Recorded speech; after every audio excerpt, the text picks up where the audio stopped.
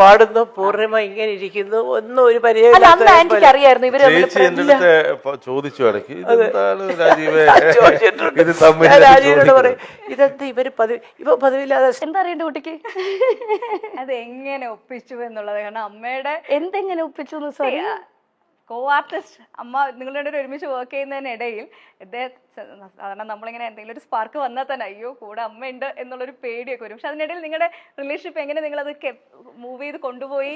ഒരിക്കലും നമ്മള് ഒന്നാമത്തെ കാര്യം എനിക്കിതൊന്നും ഇപ്പൊ പറയേണ്ട കാര്യമോ, എന്നാലും പറഞ്ഞു പോകേണ്ട വളരെ ഇമ്പോർട്ടന്റ് ആയിട്ടുള്ള ഒരു കാര്യം എന്ന് പറയുന്നതേ അന്നത്തെ കാലഘട്ടത്തിൽ എനിക്ക് സംസാരിക്കാൻ പറ്റുന്ന അല്ലെങ്കിൽ എനിക്ക് വൈബ് ചെയ്യാൻ പറ്റുന്ന ഇന്നത്തെ ഭാഷയും പറഞ്ഞാൽ ഭാഷയും കൂടെ നോക്കി ഇന്നത്തെ ഭാഷയിൽ വൈബ് എന്ന് പറയുമല്ലോ, അതുപോലെ സമപ്രായക്കാരൻ അദ്ദേഹം ഉണ്ടായിരുന്നുള്ളൂ, വേറെ എല്ലാരും പ്രായം ചെന്നവരാ. പിന്നെ ഞാൻ ഈ വയസ്സായ ആൾക്കാരുടെ കൂടെ കറങ്ങി അടിച്ച് നടക്കും. ഞാൻ എന്നെ കൊണ്ട് മിക്കവാറും അതെടുക്കൂ ഇതെടുക്കൂ, കുട്ടി ലൈറ്റ് ഓഫ് ചെയ്യൂ, ഫാൻ ഇടൂ, ഓടി നടന്ന് കാര്യങ്ങൾ ചെയ്ത് 19 വയസ്സല്ലേ ഉള്ളൂ. 19-20 വയസ്സ് സമയത്ത് അതേ സമപ്രായക്കാര് സിനിമ സെറ്റിൽ ഉണ്ടാവുക എന്ന് പറയുന്നത് വളരെ കുറവാണ്. വളരെ കോ ആക്ടേഴ്സ് ഉണ്ടെങ്കിലേ ഉള്ളൂ. അതിപ്പോ ഞാൻ പെയ്തൊഴിയാതെ എന്ന് പറയുന്ന സീരിയലില് ഒന്നാമത് എനിക്ക് ഭയങ്കര ഹോം സിക്നെസ് ആണ്. ഞാൻ എറണാകുളം വിട്ട് തിരുവനന്തപുരം തന്നെ കുറേ ലോങ് ആദ്യമായിട്ടാണ് അത്രയും ലോങ് ഡേയ്സ് മാറി നിൽക്കുന്നതെല്ലാം. പിന്നെ നമുക്ക് ഒരു ഷോട്ട് കഴിഞ്ഞ് അഭിനയിച്ചാൽ ബുക്ക് വായിക്കും, അത്രേ ഉള്ളൂ. പിന്നെ അതല്ലാതെ കുറെ നേരം ക്യാമറ അദ്ദേഹത്തിന്റെ കൂടെ പോയി സഹായിക്കും, കുറെ നേരം ഡയറക്ടർ സാറിനെ കൂടെ പോയി സഹായിക്കും, ഇതൊക്കെ തന്നെയുള്ളൂ. അപ്പോൾ അത് കഴിയുമ്പോഴത്തേക്കും ഇന്ദ്രൻ ഈ പറയുന്ന പോലെ ഇന്ദ്രൻ നാഗർകോയിലാണ് ആ സമയത്ത് പഠിച്ചുകൊണ്ടിരുന്നത്, എഞ്ചിനീയറിംഗിന് പഠിച്ചുകൊണ്ടിരിക്കുന്ന സമയമാണ്. അപ്പോൾ ഇന്ദ്രൻ ഈ അമ്മേനെ ലൊക്കേഷനിൽ കൊണ്ടുവിടാൻ വരും. പിന്നെ ലോങ് വീക്കെൻഡ്സ് ഉള്ള സമയത്തൊക്കെ സെറ്റിൽ വരും. നമ്മൾ ഓരോ കാര്യങ്ങൾ പറയും, ഒബ്വിയസ് ആണല്ലോ. ഇപ്പൊ ഇന്ന് ഏതെങ്കിലും നമ്മളുടെ വീട്ടിലൊരു ഗ്യാതറിംഗ് നോക്കിയാൽ തന്നെ നമ്മുടെ കുട്ടികളെല്ലാവരും സമപ്രായക്കാരോടൊപ്പം അല്ലേ സംസാരിക്കുക. അങ്ങനെ സംസാരിച്ചു തുടങ്ങിയതാണ്. പിന്നെ സെയിം ടേസ്റ്റ് ഓഫ് മ്യൂസിക് ആണ്. പറയുന്ന കാര്യങ്ങളിലും കുറേ ഈ പറയുന്ന പോലെ റിലേറ്റ് ചെയ്യാൻ പറ്റി എന്നുള്ളൊരു സംഭവമുണ്ട്. And I don't know what happened, when happened, it just happened. Yeah. അതാണ് അതിന്റെ ഏറ്റവും ബ്യൂട്ടിഫുൾ ആയിട്ടുള്ള സംഭവം. ബിക്കോസ് ഇപ്പോ 20 ഈ പറയുന്ന ഈ ദിവസം തൊട്ട് ഇന്ന് വരെ നിൽക്കുകയാണെങ്കിൽ ഈസിലി ഒരു 25 വർഷമായി. സോ ആ മാജിക് ഇപ്പൊ 25 years ഹോൾഡ് ചെയ്യാൻ പറ്റിയിട്ടുണ്ട് എന്നതാണ് ഞാൻ മനസ്സിൽ സൂക്ഷിക്കുന്ന ഒരു കാര്യം. വലിയൊരു കാര്യം തന്നെയാണല്ലോ ഇന്നത്തെ കാലത്ത്. വളരെ നമുക്ക് കോമ്പാറ്റബിൾ ആയിട്ടുള്ള ഇന്നത്തെ കാലത്തിന്റെ എന്നുള്ളതല്ല, ഇതിന് ഇമ്പോർട്ടൻ്റ് ആയിട്ട് നമ്മൾ ആസ് പീപ്പിൾ നമ്മൾ മാറുമല്ലോ. 20കളിൽ നമ്മളല്ലല്ലോ 30കളിൽ നമ്മൾ, അതല്ല 40കളിൽ. അത് കീപ്പ് ചെയ്ത് പോകാൻ പറ്റണ്ടേ? ലോകം മാറുന്നത് വേറെ വിഷയം. നമ്മളുടെ മാറ്റത്തിനോടൊപ്പം തന്നെ നമ്മളുടെ റിലേഷൻഷിപ്സും ചുറ്റുമുള്ള ആൾക്കാരെയും മാനേജ് ചെയ്തുകൊണ്ട്, അല്ലെങ്കിൽ അത് അങ്ങോട്ടും ഇങ്ങോട്ടും രണ്ടുപേർക്കും കംഫർട്ട് ആവുന്ന രീതിയിൽ കൊണ്ടുപോകാൻ പറ്റുക എന്ന് പറയുന്നത് അതൊരു ഒരു ആങ്കറാണ്. അപ്പം ഇന്ന് നമ്മളുടെ ഒരു എന്താ പറയുക, ഒരു സോഷ്യൽ മീഡിയയിലേക്ക് എത്തുമ്പോൾ, ഡിജിറ്റൽ മീഡിയയിലേക്ക് എത്തുമ്പോൾ അതിനൊരു കൾച്ചർ കുറച്ച് നല്ല ഡിഫറെൻ്റ് ആണ്. പ്രേക്ഷകർ കാണാൻ ആഗ്രഹിക്കുന്ന എല്ലാ പ്രേക്ഷകരും അല്ല, പല കാര്യങ്ങളും കാണാൻ ആഗ്രഹിക്കുന്ന പ്രേക്ഷകരുണ്ട്. അമ്മയെ തല്ലിയാലും രണ്ടുണ്ട് പക്ഷം എന്ന് പറയുന്നത്. ഇപ്പൊ ഞാൻ ചില സമയത്ത് എനിക്ക് പേഴ്സണലി വലിയ ഇൻട്രസ്റ്റ് ഉണ്ടാവില്ല ഇങ്ങനെ ഒരു കാര്യം ചോദിക്കാനായിട്ട്, പക്ഷെ എന്റെ ജോലിയുടെ ഭാഗമായിട്ട് ചിലപ്പോൾ ഞാൻ ചോദിക്കുകയും ചെയ്യും.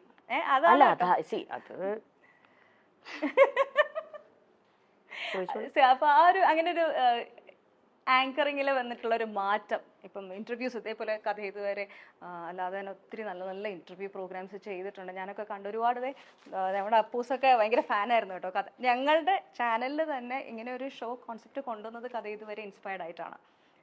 അപ്പോൾ താങ്ക് യു. അപ്പോൾ ഈ ഒരു മാറ്റം ഇപ്പം ഞാനിത് പറയാൻ കാരണം മല്ലികാമ്മേനെ ഏത് ഇന്റർവ്യൂവിൽ കണ്ടാലും ബേസിക് ആയിട്ട് ചോദിക്കുന്ന ഒരു കാര്യമുണ്ട് മരുമക്കളെ പറ്റിയിട്ട്. അപ്പം എന്തെങ്കിലുമൊക്കെ പോയി പറയുകയും ചെയ്യും. അത് കിട്ടാൻ വേണ്ടിയിട്ട് നമ്മൾ എന്തെങ്കിലും ഒരു സാധനം ഇട്ട് കൊടുക്കും.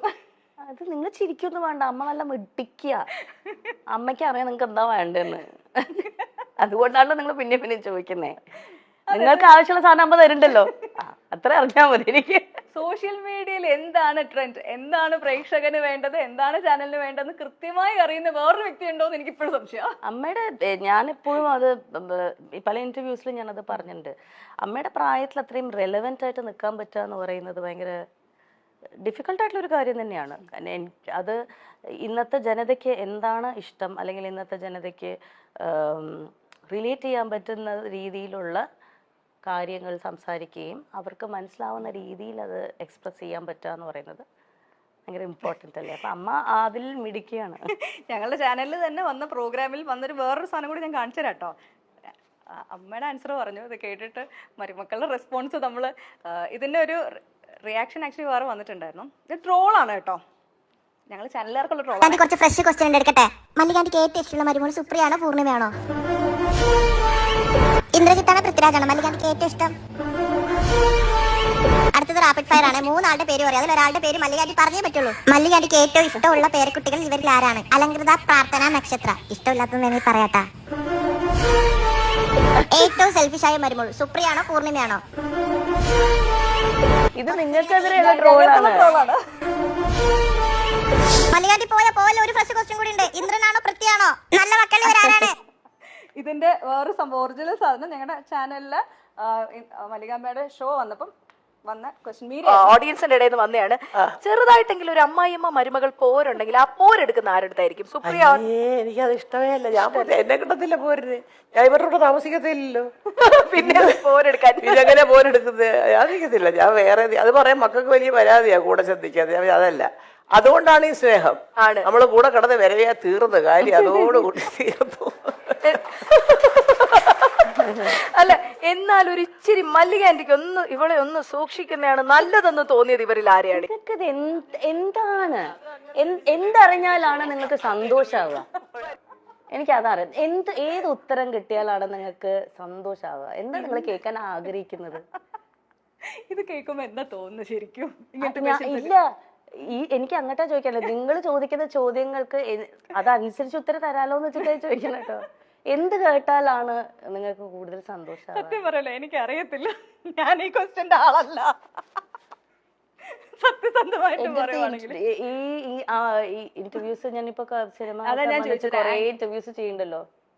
ഇത് ഒരു മാറ്റമാണ് ആക്ച്വലി, സമയത്തിനനുസരിച്ചുള്ള മാറ്റമാണ്. ഇങ്ങനെ വളരെ പേഴ്സണൽ ആയിട്ടുള്ള ഇറലവെന്റ് ആയിട്ടുള്ള ക്വസ്റ്റ്യൻസ് തന്നെ ഞാൻ പറയും.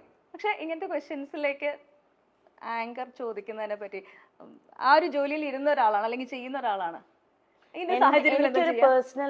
എനിക്കൊരു പേഴ്സണൽ റൂളുണ്ട്. ഞാൻ മുമ്പിലിരിക്കുന്ന വ്യക്തിയെ അതിപ്പോ ഒരു ഇന്റർവ്യൂവർ എന്ന രീതിയിൽ ഞാൻ ഇന്റർവ്യൂ ചെയ്യുന്നപ്പം കഥ ഇതുവരെ ചെയ്തപ്പോഴാണെങ്കിലും അത് കഥ ഇതുവരെയിലാണ് എൻ്റെ ലൈഫ് ചേഞ്ചിങ് ജേർണി ആയിരുന്നു കഥ ഇതുവരെ എന്ന് പറയുന്ന ആ സമയത്ത്. കാരണം ഞാൻ ഇന്റർവ്യൂ ചെയ്തിട്ടുള്ള കുറേ മഹത്തായിട്ടുള്ള വ്യക്തികളും അവരുടെ ജീവിത പാഠങ്ങളിലൂടെ ഞാൻ പഠിച്ച കാര്യങ്ങൾ കുറേയാണ്. കാരണം ഞാൻ അവരെ മുമ്പിൽ ഇരുത്തുന്നതിന് മുന്നേ കുറേ അവരെക്കുറിച്ച് പഠിച്ചിട്ടാണ് അവിടെ ഇരിക്കുന്നത്. ഒരു പ്രോപ്പർ ഹോംവർക്ക് ചെയ്ത് ഒരാഴ്ചയോളം അവരുമായി മാനസികമായി സഞ്ചരിച്ചിട്ടാണ് നമ്മൾ ഒരു ഇന്റർവ്യൂവിന് അവരെ കൊണ്ടിരുത്തുന്നത്. ആ സമയത്ത് എനിക്ക് ആ മുമ്പിലിരിക്കുന്ന വ്യക്തിക്ക് ഏറ്റവും ഉചിതമായിട്ടുള്ള അദ്ദേഹം അവിടെ ഇരിക്കുമ്പോൾ അദ്ദേഹത്തിന്റെ മനസ്സിൽ ഓർത്ത് വെക്കാൻ പറ്റുന്ന സന്തോഷം, അല്ലെങ്കിൽ അദ്ദേഹത്തിന് സന്തോഷം കൊടുക്കുന്ന കുറച്ച് നിമിഷങ്ങൾ മനസ്സിൽ കൊടുക്കണം എന്നത് മാത്രമേ ഞാൻ വിചാരിക്കാറുള്ളൂ. എൻ്റെ ഇന്റർവ്യൂവിനെ കുറിച്ച് ആലോചിക്കുമ്പോൾ മുമ്പിലിരിക്കുന്ന വ്യക്തിക്ക് ഒരു സന്തോഷവും സമാധാനം ഉണ്ടാവണം. ഞാൻ എൻ്റെ ഏറ്റവും ട്രൂ സെൽഫായിരുന്നു അവിടെ, അല്ലെങ്കിൽ എനിക്ക് എൻ്റെ മെമ്മറബിൾ മൂമെന്റ് ആയിരുന്നു ഞാൻ ഈ ഇന്റർവ്യൂവിൽ സ്പെൻഡ് ചെയ്യാൻ പറ്റിയത് എന്ന ആ ഒരു ഹോസ്റ്റിന് ആ ഒരു ഗസ്റ്റിന് ഫീൽ ചെയ്യിപ്പിക്കാനുള്ള രീതിയിലുള്ള ഇന്റർവ്യൂസേ ഞാൻ പ്ലാൻ ചെയ്യാറുള്ളൂ. ഒരിക്കലും മുമ്പിലിരിക്കുന്ന വ്യക്തിയെ ഡിസ്റെസ്പെക്ട്ഫുൾ ആയിട്ട് അവർക്ക് അൺകംഫർട്ടബിൾ ആയിട്ടുള്ള രീതിയിൽ ചോദിക്കരുത് എന്ന് തന്നെ എനിക്കൊരു പേഴ്സണൽ ആയിട്ടുള്ള അതെൻ്റെ പേഴ്സണൽ സംഭവമാണ്. റൂൾ ബുക്കിൽ പ്രധാനമായി വരുന്ന ഒരു കാര്യമാണ്. അതുകൊണ്ട് തന്നെയാണ് ഞാൻ അധികം ഇന്റർവ്യൂസും ചെയ്യാത്തത്. കാരണം നമ്മൾ ആരെയും ഞാൻ കുറ്റം പറയുകയല്ല, കംഫർട്ട് ലെവൽ ഭയങ്കര ഇമ്പോർട്ടൻ്റ് ആണല്ലോ. ഇപ്പം ചോദിക്കുന്ന ചോദ്യങ്ങൾക്ക് കംഫർട്ടായിട്ടുള്ളവർ ആൻസർ പറയും, ചിലവർക്ക് അത് അൺകംഫർട്ടബിൾ ആണ്, അവരത് പറയില്ല. പക്ഷെ ഇന്റർവ്യൂവിനെ സംബന്ധിച്ചിടത്തോളം നിങ്ങൾക്ക് അത് പറ്റില്ല. നിങ്ങൾക്ക് ഒരു സർട്ടൻ കോളം ബുക്ക് ഉണ്ട്, അത് ടിക്ക് ചെയ്തേ പറ്റുള്ളൂ അല്ലേ. എനിക്ക് അങ്ങനെ ആരില്ല. ഞാൻ ചെയ്തിരുന്ന ഷോയിൽ എനിക്ക് പേഴ്സണൽ ആയിട്ടുള്ള ഒരു സ്വന്തമായി പറയാറുണ്ട് ഞാൻ ഇന്ന കാര്യങ്ങൾ ചെയ്യില്ല, ഞാൻ ഇന്ന രീതിയിലേ ചെയ്യുള്ളൂ എന്ന് എനിക്കതേ സ്വന്തമായി തന്നെ. പറ്റുള്ളൂ. എനിക്കതേ പറ്റുള്ളൂ. കാരണം എനിക്ക് ഒരാൾ അൺകംഫർട്ടബിൾ ആക്കാൻ പറ്റില്ല.